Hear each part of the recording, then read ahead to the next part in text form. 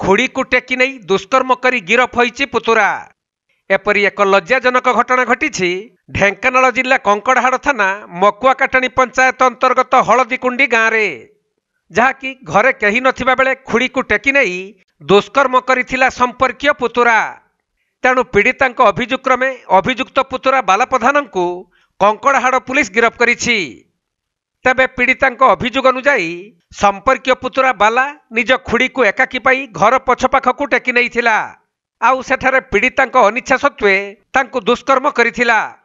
तेणु एने पीड़िता जनक बाहर रहुथबा निज स्वामी को जणाइबा परे गतकाली संध्यारे सेमाने कंकड़ाहाड़ थाना रे अभियोग करिथिले।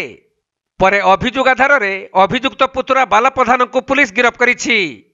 आउ पीड़िता कामाख्यानगर मेडिकल रे डाक्तरी मईना करा जिबा परे अभियुक्त बाला को कोर्ट चालान करिछि कंकड़ाहाड़ पुलिस।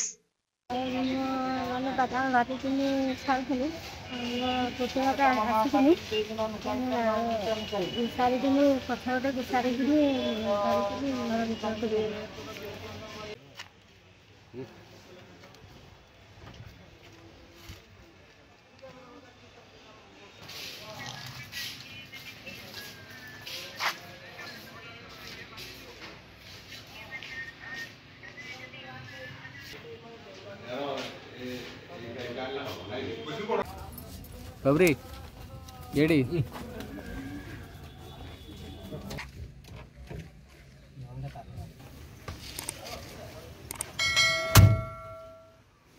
ढेंकानाल जिल्लारू असीम अमिताभ शतपथी रिपोर्ट कोणार्क लाइव।